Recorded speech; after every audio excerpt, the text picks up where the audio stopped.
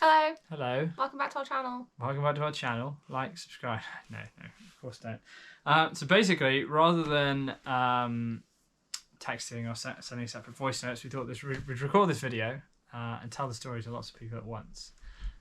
So Because thanks we for are listening. famous influencers Famous by now. influencers. If you But don't also, already know. the story is just ridiculous. So it's a little bit long.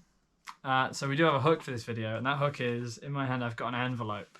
Now the story finally has an end, and that end is within this unopened envelope. I think I probably know what's inside, at least I hope I know what's inside, but we're all going to find out together whether it's good news or bad news.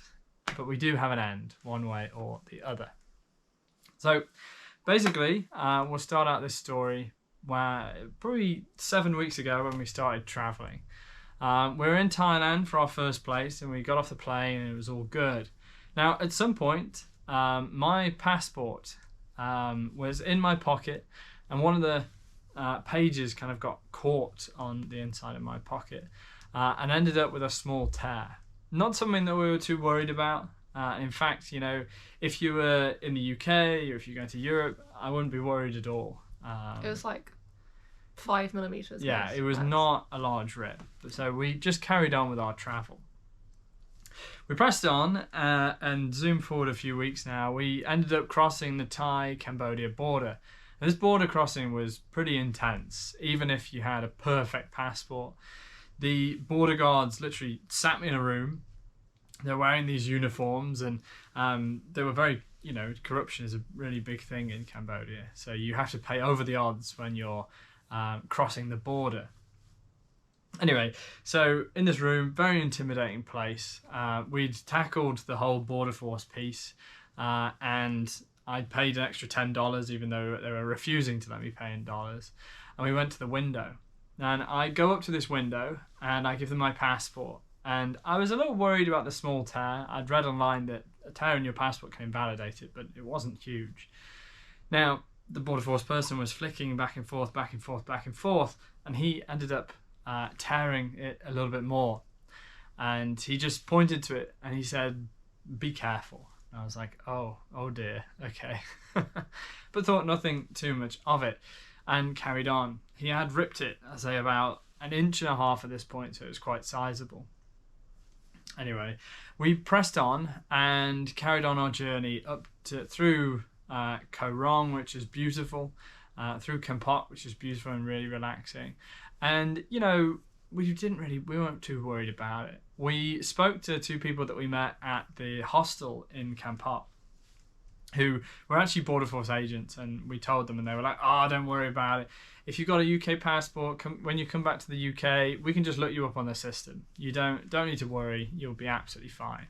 So we said, okay, fair enough. So we pressed on and we got to Phnom Penh. And in Phnom Penh, which is the capital, we stayed at this hostel.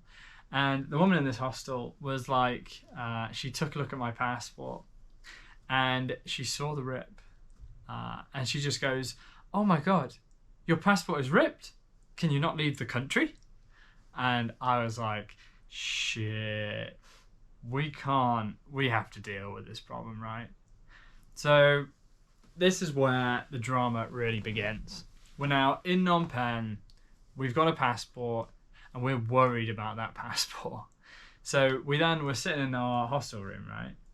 And we're sitting there, and I'm like kind of panicking a little bit. So I start to call people. I was calling the passport people, I was calling the consulate people, and you know, as you might imagine, they're giving vague answers about whether I should continue to travel on my passport, right? You know, technically, if you have ripped your passport or there's a tear in your passport, it's invalid for travel.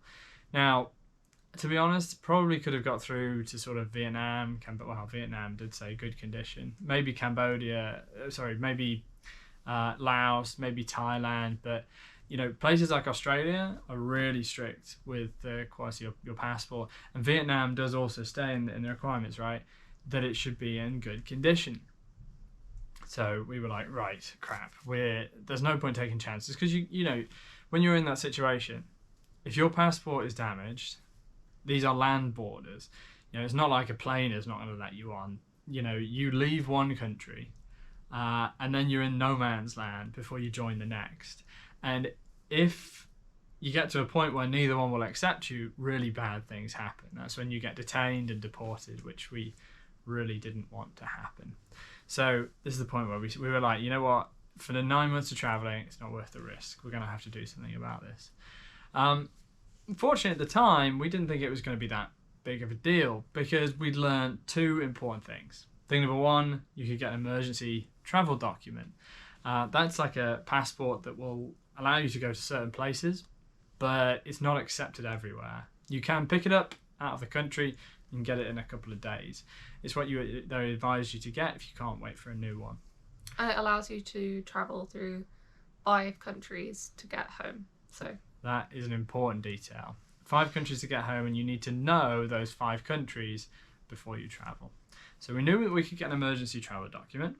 And we also had spoken to the passport people, and they'd advised us that what we could do was apply for a passport in our home country, which should take 11 weeks, and then get the address changed to Singapore, where we have an office address that we can send it to.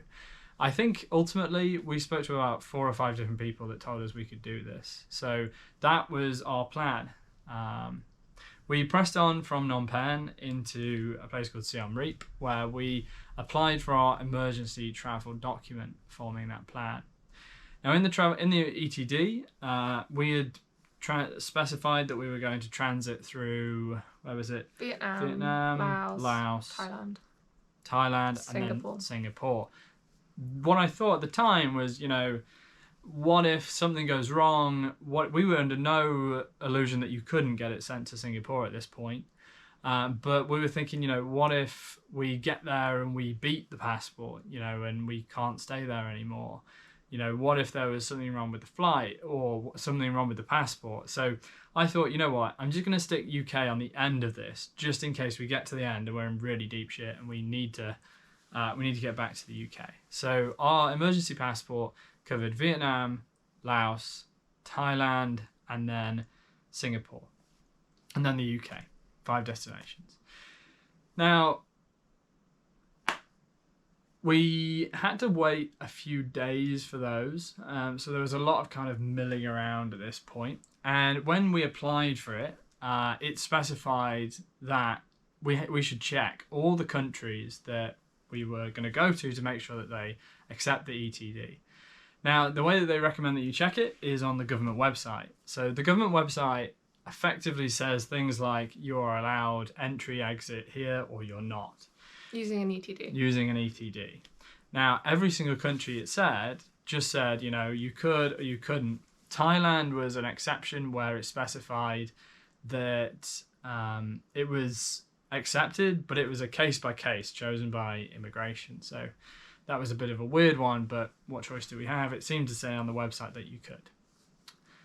So we thought, okay, that's fine. And we kind of pushed on. Laos was actually an exception because Laos said you needed to get a visa. That was it, right? So usually on Laos, you can get a visa on arrival. If you got an ETD, you couldn't get a visa on arrival. You had to get one beforehand from the embassy. So we knew we were going to have to go to the Laos embassy. Okay, so now we're in Siem Reap. We've applied for the emergency travel document, and that took like 2 days to process, 2 or 3 days to process. And we'd formed a plan which enabled us to go to Vietnam, Laos, Thailand, and get to Singapore with about 2 weeks after the 11-week point. So you'd applied for your passport back home, and all you had to do was send your ripped passport to the UK with like a cover letter from Omicron and a letter explaining that you wanted to change, because you had to change the delivery address after the application was made. So we were preparing and trying to find couriers and stuff to be able to send the passport home. This was it, and that, we spoke to a number of different passport people who all told us that we could absolutely send it to Singapore. They even recommended the couriers to use for us to send it, and were really specific in terms of what the cover letter had to say. Had to have the letterhead and explicitly state that they were willing to accept the responsibility for taking the passport. It was really specific stuff of how we were going to get it sent to Singapore. That's right. You know, they literally, we asked them explicitly, can we send to a business address, and what do we need? And they said, yes, a letter with that letterhead explaining from that business. So, you know, that was what we thought. Anyway, so we then head back to Phnom Penh with these two things in process. And we get there, and what do we do when we got to Phnom Penh? So we went to the British Embassy to collect the emergency travel document.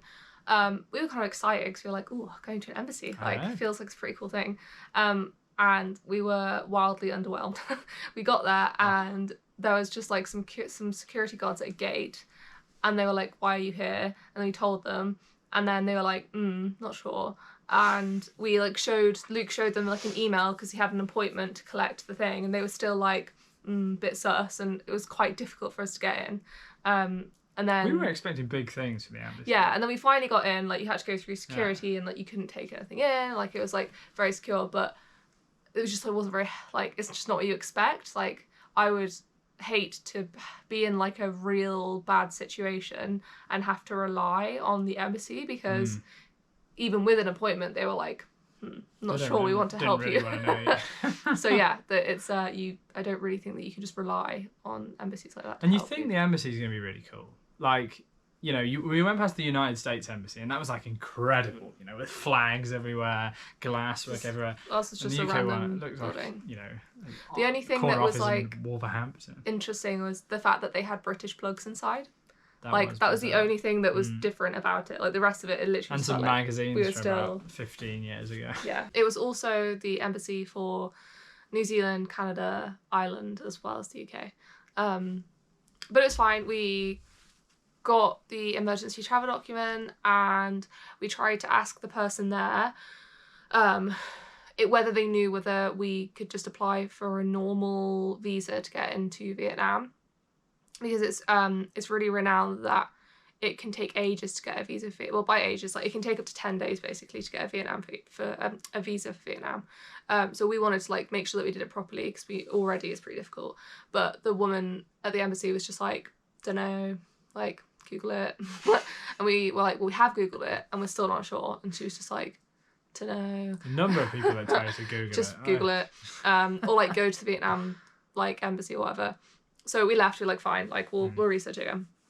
And so we headed to a coffee shop because we needed to apply for the visa as soon as possible. Because as we say, it can take up to 10 days.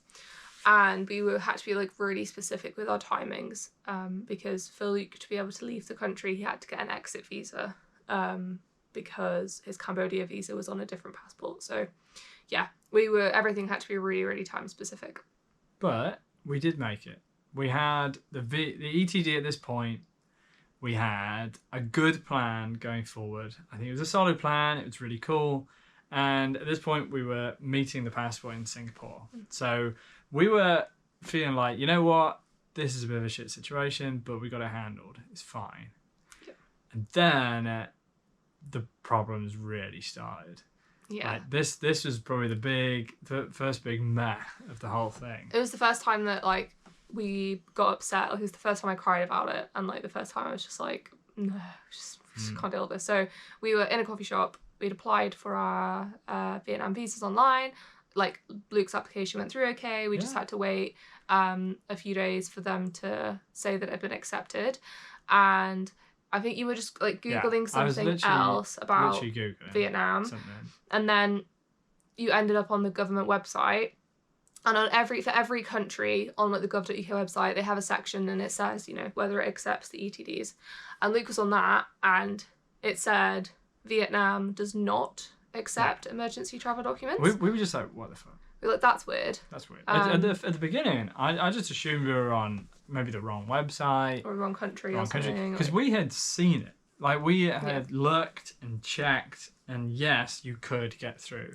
And thankfully, we'd also screenshotted it. So when he made the application, I was like, it came up with the advice for each country. It didn't tell you, like, the form didn't like automatically say like, oh, you can't go here. You had to check it yourself. So it like gave you the information for each thing, and then you had to check it. But I was like, just screenshot it just in case.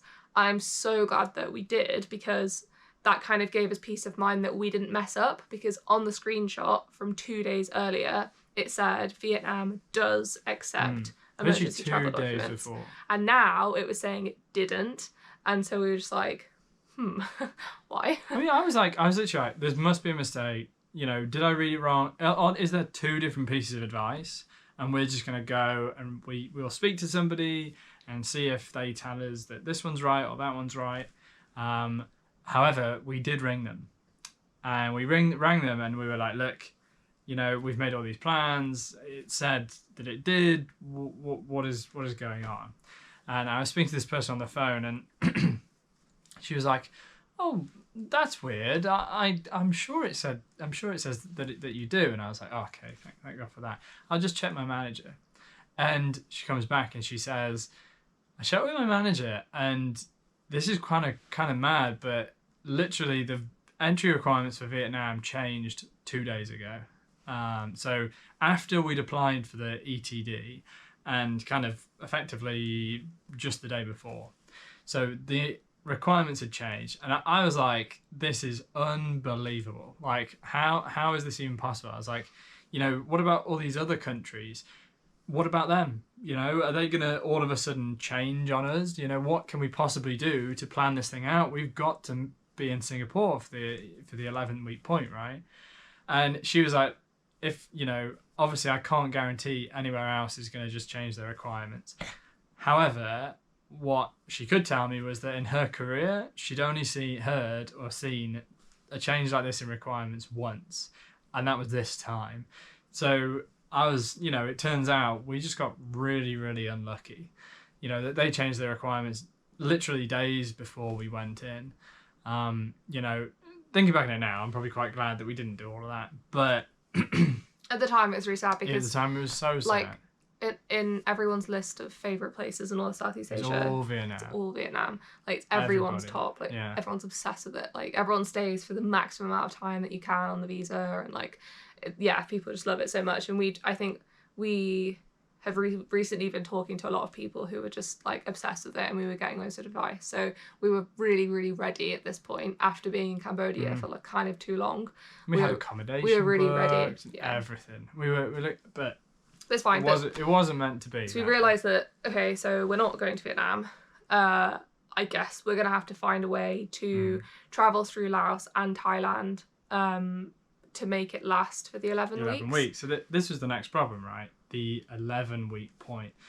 And so now we decided to inquire about the 11-week thing. You know, I was like, maybe let's just try ringing the passport people and see if they can do something as we're in this weird situation. So we rang the passport people and the UK passport advice people. And I was chatting to somebody, and I was like, look, this is my situation. We need to be in Singapore in 11 weeks. We're going to be there far earlier now because of the 30-day thing. Well, not necessarily, but like it would mean that we'd have to max out our visas in Laos and Thailand, which like then like especially Laos is not a country that you can spend a month. But like we were going to have to spend a month there. It's a country that you spend like 2 weeks because there's not that much to do there. So we were going to have to really long out Laos and then we thought we were going to spend 45 days in Thailand, which turns out we wouldn't have been able to do that anyway. But the plan at the time we thought was to spend 45 days there. Again, not the amount of time that we wanted to do. So we're just like, we could do 11 weeks, but it's not really ideal. This is the thing. It got to the point where we were it felt like we were travelling to long out each place for this visa problem rather than fully just going at the pace we wanted to go, which is really annoying. But either way, we had the problem with this Singapore passport. So we rang up and I speak to this guy, and you know, I instantly went from panicking to calm because this guy was really, really good. I told him our story, what we were doing, and he just goes, "Oh, you really are in quite a pickle." And he was like, "Right, what I can do for you is I'm gonna call this an international emergency. It's an escalation level that they have, which will effectively mean that they rush through your passport. They'll put your passport to the front of the queue. They'll get it sent out as soon as possible, you know, as this international emergency." So spoke to them. I was like, oh, thank God for that. It's going to be this international emergency. We're going to have it pushed through. And he was like, all I have to do is escalate this to my boss, the manager, and she will, or he or she, I didn't know, but it was she at the time, escalate it to my boss, and they'll make a decision. They'll get back to you. He was like, all you need to do is make sure you send those documents off as quickly as possible. So I was like, all right, happy days. We're saved. They're gonna get it really quickly. At the time, I was thinking maybe this is even a bonus because we might be able to travel a bit quicker, with the knowledge that it's coming quicker. Anyway, so about an hour or two later. So we had headed to like a random bus station because we needed to find a way to get to Laos via a land crossing, which isn't really something that's done. No, nobody does. So like usually we book all of our buses online. There's like a website where like you book literally everything through. It's really easy, you get like QR codes. But there wasn't a bus for us to get from Phnom Penh to Paxi in Laos. But we knew that it was possible. We just had to like book it in person. So we went to this random bus stop and like we were trying to ask them like, can we get there? They were very confused. Like, why do you want to do that? But it was possible, we found out. And then you got a call back from the manager. And she just goes, so she's speaking to me and she says, look, I've had this thing. I just wanted to confirm a few details. I tell her the story and she said, oh, I thought you were living out there. I thought you lived in Singapore. And I was like, no, we're visiting, but we've got this business address. And she was like, hey, you can't do that. I was like, what do you mean I can't do that? She was like, what would likely happen with this is your application would get through to an examiner and they just wouldn't they wouldn't send the passport off. They wouldn't send it off to the business address. And I was like, 4 different people have advised me, not just that I can, but have told me how to do it as well with all the supporting documentation. And she was like, no, can't do it. And so obviously she, being the manager at the passport people, we were like, right, she's right. So we now have a problem because we're planning to get to Singapore. We can't get a passport there. And this was one of the major stumbling blocks. This is what ultimately led to us coming home. And she just told you you're going to have to come home. Like, there's no other option. She just said the only thing you can do, and she was like, the best advice is, just cancel the application that you've already got in, and then which you had to like send a letter to do, like a physical letter. Yeah, a physical letter, which is a pain, but we got that done. And then just get a fast track appointment where you can get a passport within 7 days when you come back to the UK. So that was a nightmare. It was really sad, and we kind of thought we started to look at some of the positives. I think after a little while, we found when was a good time to come back. We had planned to go through Laos, through Thailand, down to Singapore, then Singapore back to the UK. We get the UK thing, and whilst it was a negative, it was a bit of an expense. I think we were finding the positives in it. Because we would have been travelling, so we eventually booked flights for the 1st of May. Mm-hmm. So we would have been travelling for 3 months. We would have been back for the King's coronation. So that was funny. Obviously, we told everyone that we were coming back for the coronation. It would have been close to my dad's birthday. We would have got to see Priya's film in the cinema. So we were like, oh, it's actually going to be like the best 2 weeks ever. So excited.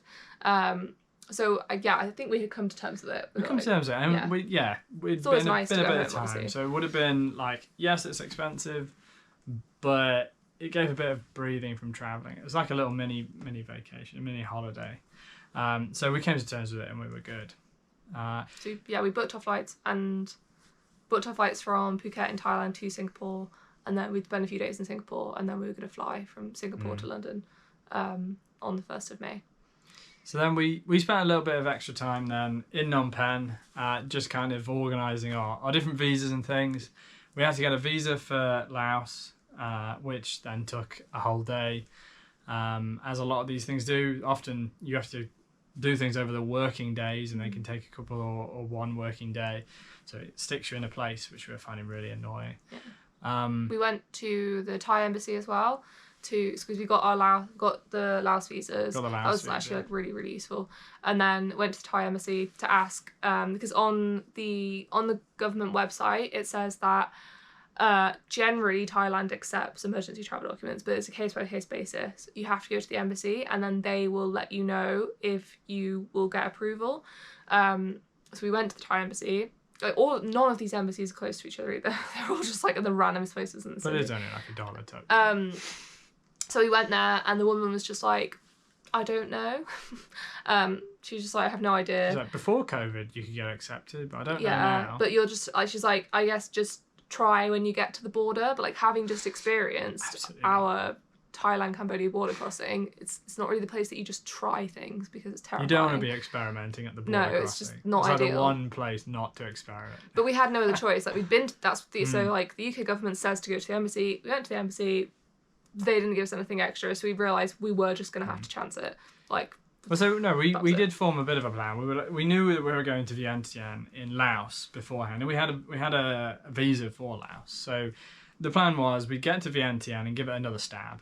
If the person at the embassy there still, if they didn't know, then we'd chance it. That's the only option we'd have. Yeah. But yeah, we thought that was kind of our current plan. But we had our visa for Laos, and we had our emergency passport, and we'd cancelled the official passport application. So that's kind of the position that we were in. We spent, I think, far too long really in Phnom Penh than we would have done, but it was nice enough. We managed to do a few different things. We went out a couple of times, which was good fun. Did a yoga class, which was crazy, and just generally enjoyed ourselves there. So that was all right. But as Clay mentioned, we had booked that border crossing that generally, I don't think many travellers do. People, often would go to Laos, but I think a lot of people may fly or go by Vietnam. So people do cross the land border into Laos, just not usually this land border. But before we went to Laos, we also had to get your exit visa, which was a nightmare. So I forgot about that. Because Luke had got his Cambodia visa on his original passport, and that was now void. He had his visa for Laos on his emergency passport. You had to get an exit visa to leave the country and pay to leave the country, which is crazy. But that office was a 45-minute car ride out of town. I forgot about this bit, yeah. So we had gone to Battambang, come back to Phnom Penh. That day we went straight to this other immigration office to get the exit visa. And we knew that it could take 3 days. Online it said 3 business days. It takes 3 business days, and you have to leave the country within 7 days of applying for it. So it's actually really hard because really hard. If you applied for it on the Friday, Saturday, Sunday wouldn't count as the business days. So get it on the Wednesday. You wouldn't get to the Wednesday, and then obviously you're really close to your 7 days.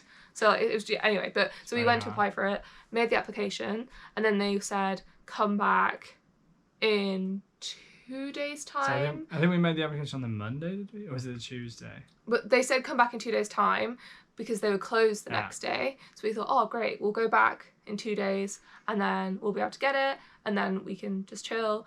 We went back in 2 days and then they were another 40 minutes there. Another 40 minutes there, 40 minutes back. And so I just went into the room where they called me through. I was like, oh, this is where I'm going to get it. And she was like, oh, okay, I see you've applied. That's $30. I was like, right, fair enough. Gave her the $30. And then she went, right, okay, come and pick it up tomorrow.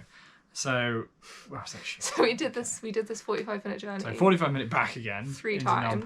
One of the times we were hungover as well. And it was just the longest 45-minute ride of my entire life. Back to the and then back again. Back to Phnom Penh. So there's 3 times, 3 40-minute rides. Which I know doesn't sound like much, but when it's really hot and especially if you're hungover. Especially after you've just travelled, and that's what all you're doing in Phnom Penh. Anyway. We got it, it's fine. We got it at the end. And then the next day, or a couple of days after, whatever it was, there was the border crossing. We left Cambodia. And this border crossing was a bit mad. So I'll leave out a lot of the story of the actual bus ride just for speed. But effectively, we went on the most ridiculous sleeper bus ever, which was not just a sleeper bus but a postal bus as well. So rather than sleeping, it was full of local people and full of packages and people sleeping on the packages, and every 20 minutes during the night they'd stop, deliver a package to a local village, and then continue. Yeah. And We became a nobody package. spoke English, and we became a package. We got delivered It's to a very random stressful. destination, had to wait there until someone else randomly picks us up. When you make these big journeys, you put a lot of trust that like someone will collect you at some point and someone will take you where you need to go. You have to be very trusting and hope that someone has communicated with someone, even though it was like they're hundreds of miles apart. Like, yeah. So, but they generally do. It works out. You really can trust them. However, this was then to be our first border crossing, the first official use of the emergency travel document. And so we were thinking, will it work? Won't it work? You never know.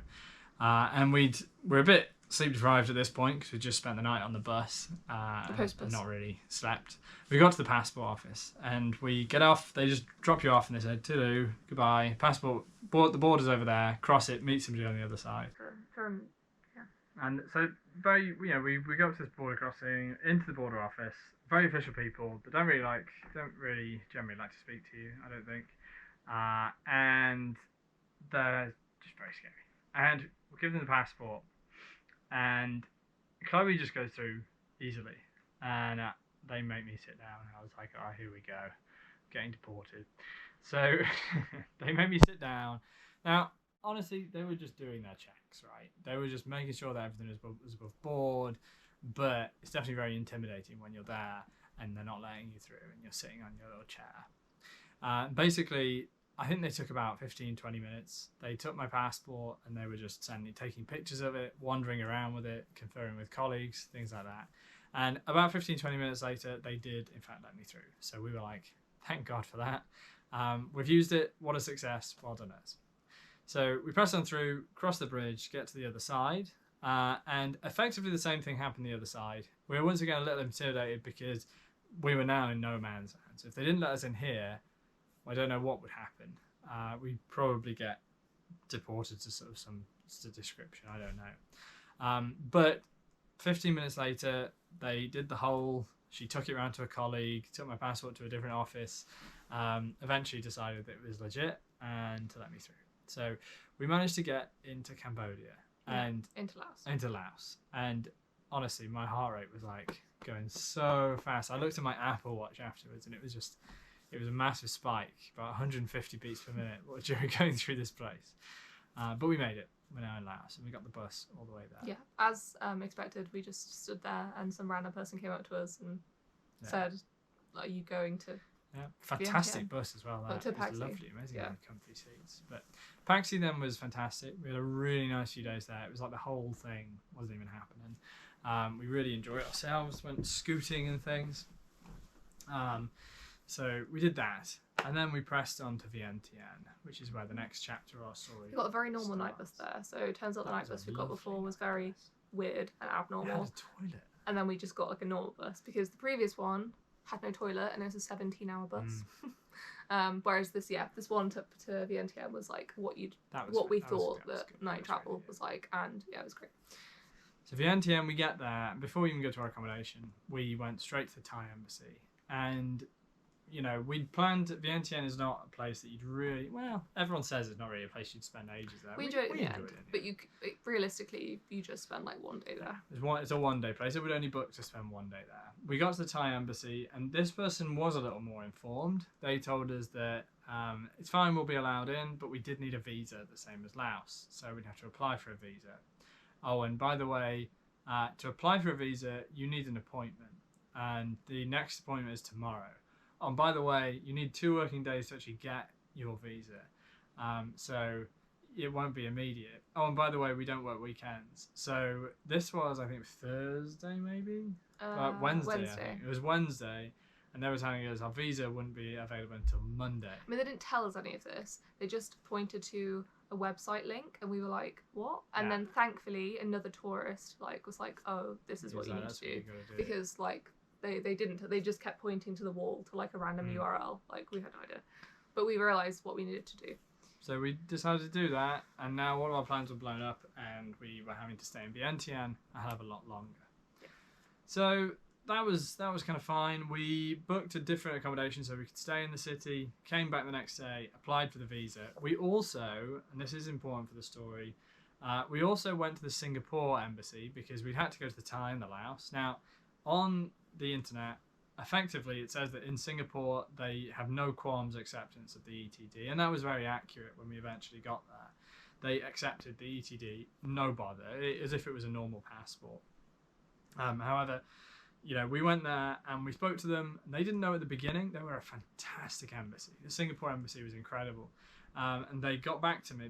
They took down an email address and they sent me an email that effectively explained that it was accepted as a thing and a few other details. So that was really good. We were particularly worried about that, about the Singapore one, because online it said that you needed 2 free pages in your passport to have their visa, and I think you only had 2 pages left, one of which would be the Thai visa, and then obviously that wasn't enough. But thankfully, she said that was an old rule, and it's all done So it's all digital now in Singapore. So we were like, because we were making plans of like, oh, so maybe you're gonna have to get a new emergency passport, so we'll have to like do that in Bangkok, and like we were like making plans for how we could manage to get an extra, which we've since learned you can't actually do. So that plan would never have worked. You can. I think they just tried to put us off as much as possible. But thankfully we didn't. You had enough pages in your passport. Yeah, because you're only allowed two images. Yeah. Anyway, so we now spent the night there. The next day we woke up, went to the appointment, did had everything to get, we need to. Thai bar. That was like a little stressful, yeah. Because it's illegal to have exchange shops there. Like you have to do it all through the bank. We went to the bank and they didn't give us anything. So we found like an illegal. It was like something out of a film. So there was like begging children everywhere. It was very strange.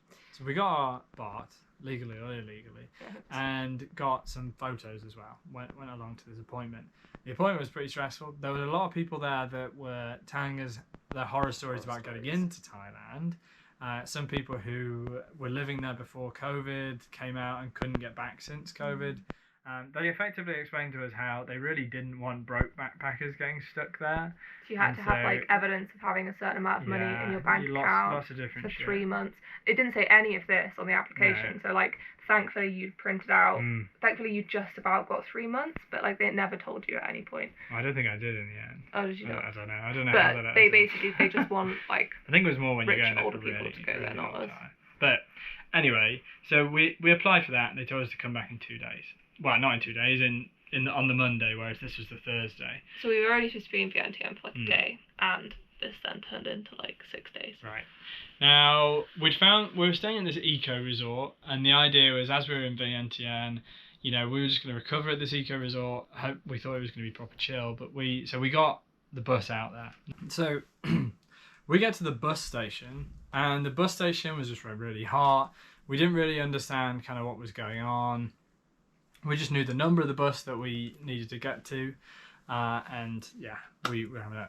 Now, I was just kind of sitting on my phone as we were waiting for our bus, kind of just scrolling through the news. We found on the news that, unfortunately, the next instalment of the strike action for the passport office was coming into play. Like, you really just could not write this shit.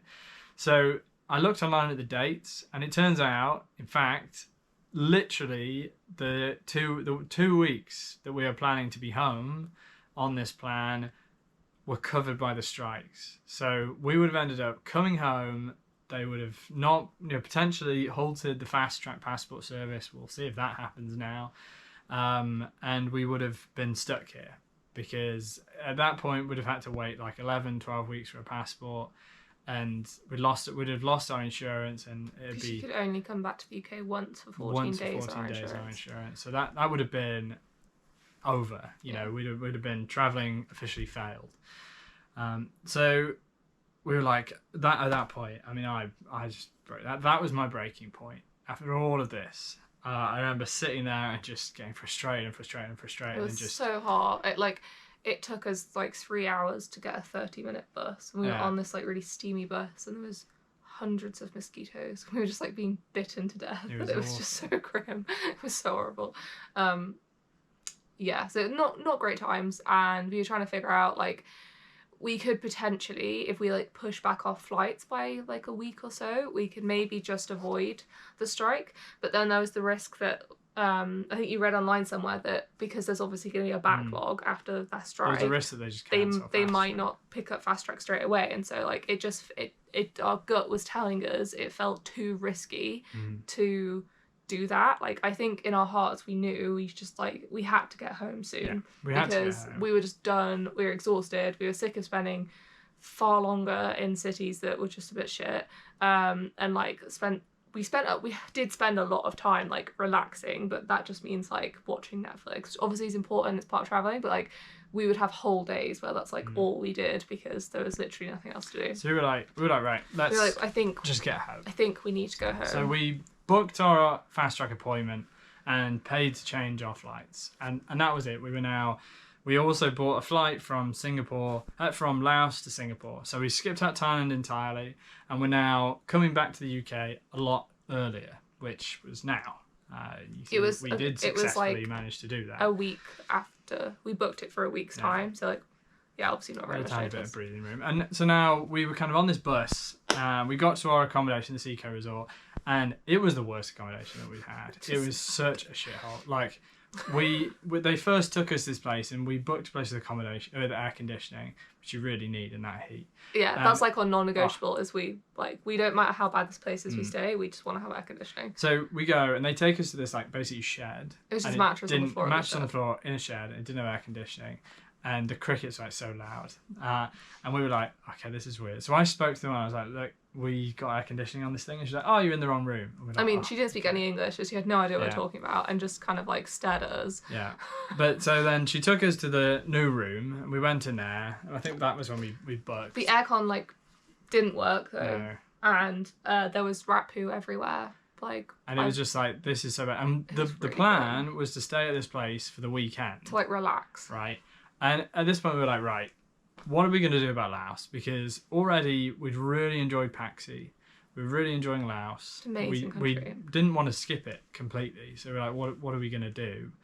And we were looking at how we can maybe plan in maybe a few places in the week that we'd got that little bit of time. And I was like, you know what? There's no point staying here in this not very nice accommodation just to wait around.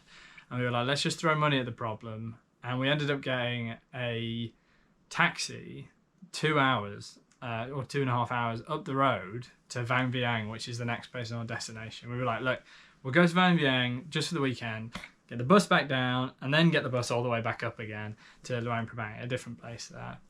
And that was such a good decision. It was the best decision we made the entire time. That is definitely something I've learned. Just throw money at the problem. Just solve it. Yeah, like, because instead of spending Saturday sat in this like rat poo infested room, we like went on a road trip on the motorbike and went to like all these amazing lagoons, and like went up a mountain, and like it was just polar opposite, and it made us appreciate that so much. Yeah, and we were able to just kind of forget all the drama. We did a hot air balloon. Like we literally had the best weekend ever. Until another drama came along. So it's Sunday night after having the best weekend ever. Yeah. Like we literally got back from a hot air balloon. We went and met friends for drinks. Like we were like, yeah, we've got this. Like this point as well to put you know your head into where our head was at.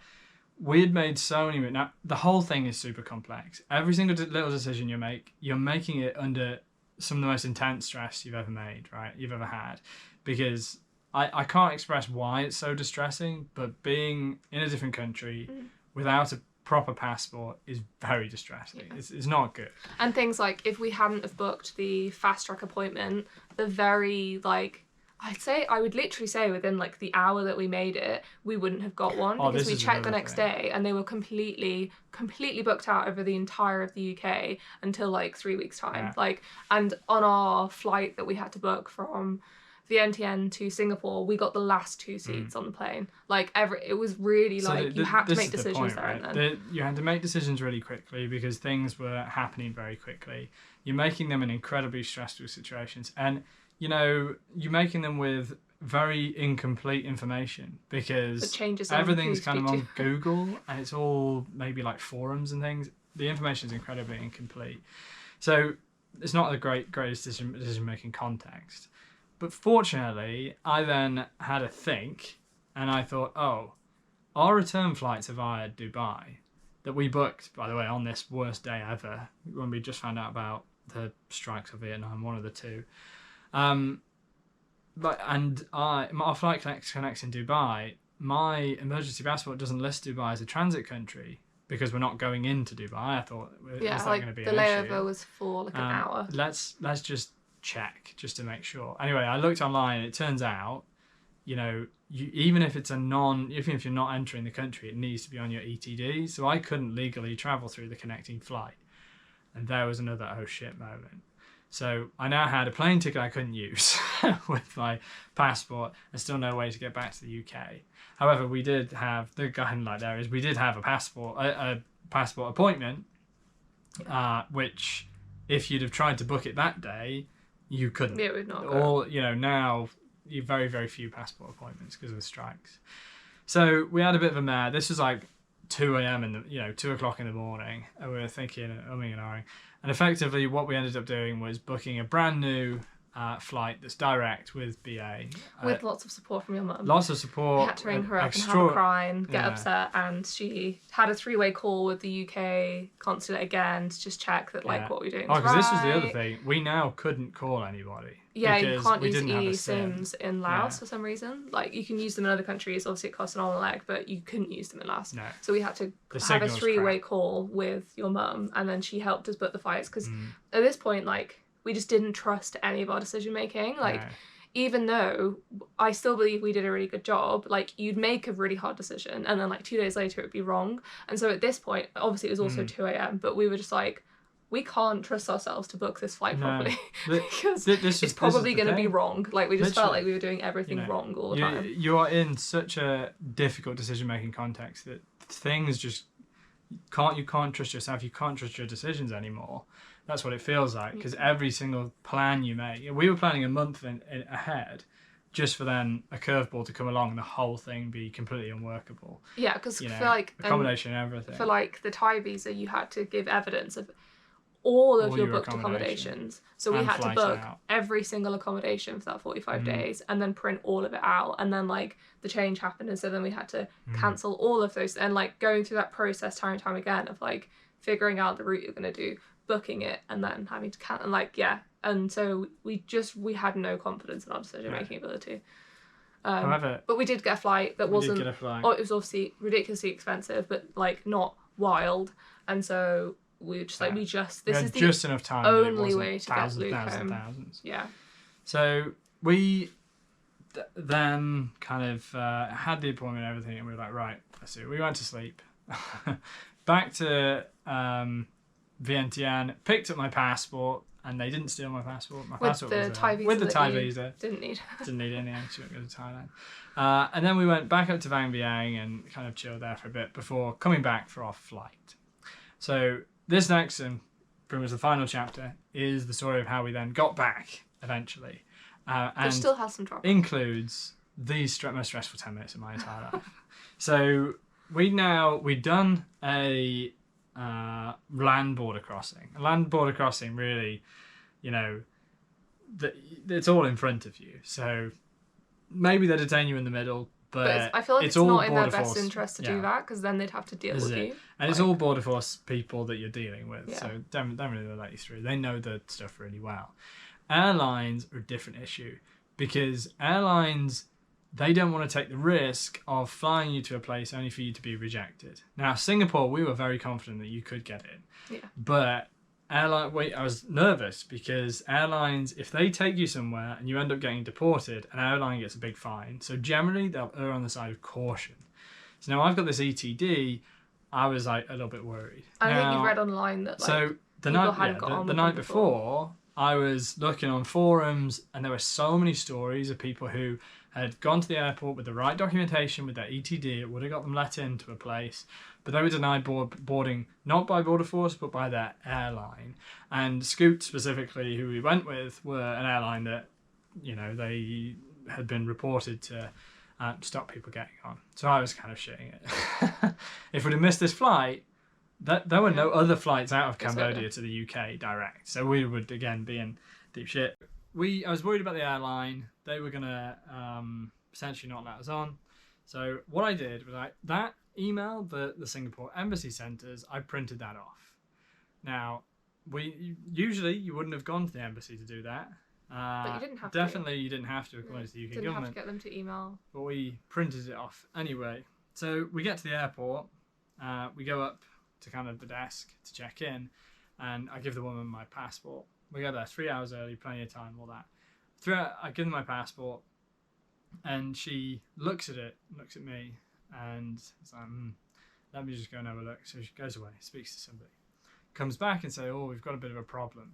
This passport, you know, it can allow you to go through, but we can't find your connecting flight. And I was like, I don't have a connecting flight. We're staying a day and we've got a flight for the next day. And she was like, oh, you can't do that. And I was like, yeah, you can. But there was definitely a moment of like, oh shit, there. Yeah, she was like, but don't worry, we'll try and she was book your starting to flight find and other alternatives. something I was out for like, you. no, I'm telling you. So I gave her this letter. She goes away. I told her what flight I was getting the next day. Speaks to somebody. Eventually, they decide to let us fly. So of all these things, all these bad decisions, actually, that, you know, the fact that we printed that off showed that we were definitely learning how all these processes work. Yeah. And we had a success. We got can never through. be too prepared. However, the rest of that journey was awful. You know, whilst we were waiting in the airport, every time there was an announcement that came over the thing, pooed myself. And then there was a moment when we got on the plane where they stopped Chloe. So I walked through, and they stopped Chloe. The like air host guy, he's like, can you just wait there, please? And then I was like, weird, because there wasn't like a queue or anything for me. Like Luke just went and sat down, and then he got out this really big sheet of paper. It had all of the passengers' names on it, and then he like pointed and found Luke's name, and I was like, oh shit, because when Luke came on with his boarding pass, like he had his emergency passport in hand, so like he could see it. So he found Luke's name, and then he like beckoned over his colleague, and he whispered something to his colleague, and then his colleague went and told someone else something. So I was just like, do I like say something to them? Like, do I just be quiet? So I was just quiet, and then he was like, okay, like you can get on. And then I told it kind of like joking, like, oh, it was pretty funny, but I'm sure it's fine. And then everyone got onto the plane, and the captain came. He came over to do an announcement. He announced, he was like... But this is what we heard. So, Obviously, yeah. you're in the moment. He said something on the lines of, hey, ladies and gentlemen, sorry about the delay. We're just double checking one of the passengers' details. Or he said, like, we're waiting to... confirm something, one of the passengers' details. Passenger. And I was like, oh my God. Like, this is, you know, they've set the ball rolling now. Yeah, like they're checking so we to were see then, what's happening with Luke. Oh, we were sitting there just pooing ourselves. Yeah. Like, because we I've thought never been so the guy tense. must have seen Luke's funny, because the Yeah. emergency passport is like a really weird colour, and so he must have seen Luke holding it and then been like, what even is that?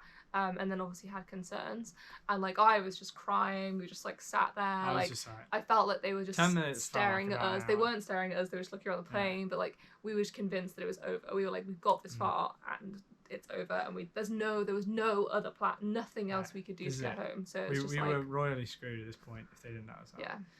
Yeah. But captain came back over 10 minutes later and said, sorry again about the delay. It turns out there were 5 people that were from a connecting flight were having trouble at immigration getting through.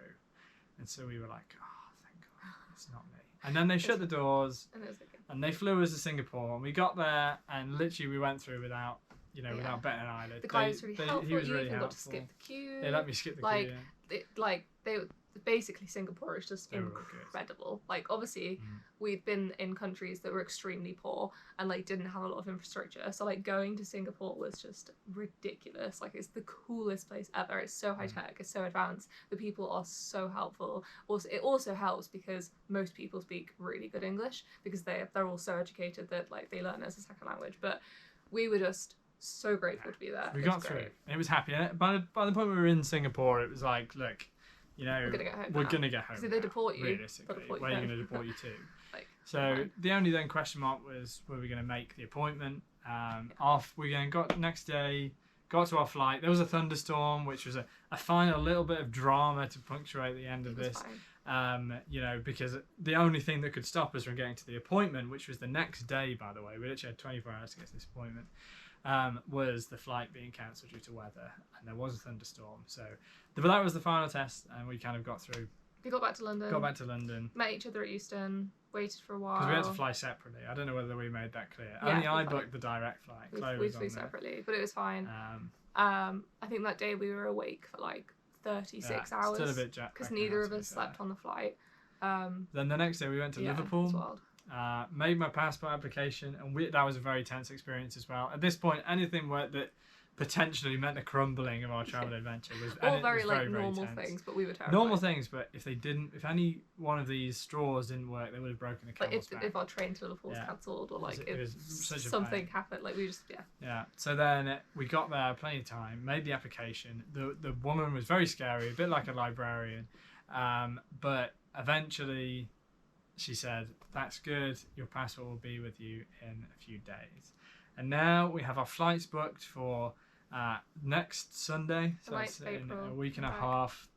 And today we got this letter through the post. She hasn't opened yet. I haven't opened yet because I thought I'd use this as dramatic effect. It'll definitely be the time where the GoPro overheats. Shall we now see if this story has a good ending or a bad ending? Oh, it is a passport. Passport shaped. In blue. In blue. Blue passport. Oh, that looks like a passport. Oh my god. Let's have a look. Oh, that's me. It's such a dead photo, actually. Look at that. Don't know where they got that photo from. Gotta be careful. Oh my god, it's not ripped. Oh my god. You literally look like a criminal. I look like such a criminal. They're not going to let me through anywhere now. But it works. It's me. It's Brazier Luke, British citizen. Oh, we probably shouldn't have shown a passport on there. It's got a number on. Whoops. Never mind. So yeah, we're going. So we're going travelling, everybody. TBC. Again. Thank God for that. And if you made it this far in the video, then well done. Congratulations. There's quite a drama. You know, thank God that you didn't have to live it. You just watch it online. It was a good drama though. We've learnt a hell of a lot. I think you've grown up a little bit. Maybe. We've learnt to be very detailed organised because literally when a small slip up on a form can end 11, however many weeks of travelling. And I have never stressful, been so appreciative of holding a passport. We are so lucky to be British. Look after your passport. It's very powerful. And if you do end up ever ripping your passport or losing your passport, don't feel free to give us a call because we kind of know exactly what you need to do now after all that drama. And I'd either say go home straight away or just chance it. Yeah. And don't do a weird in between like we did because it was like the worst of both worlds. Yeah, if you rip it, just try it. If you can go home, then go home. If you can't, risk it. Probably. Yeah. But probably go home. Yeah. Like the passport officer that checked my passport back in, he was like, "Who the hell told you needed to replace this?" But then when I told him where we were going, Australian, he was like, oh, "Okay, I get what you mean." Yeah. And the librarian woman from the passport office said, "Oh yeah, I can really see why you got this." It definitely was void. So, yeah, look after your passport. Don't put it in pockets. I have a very everyone already knows this. Actually, hard-wearing thing for my passport now. It's living in here and it's not breaking again. Touch wood. And we're going travelling in a week and a half. So on a different route, I think. But you'll have to stay tuned to find out where we go. That. Yeah. All right. Thank you for listening. Hope you enjoyed the story. Like, comment, subscribe. Bye-bye. Bye.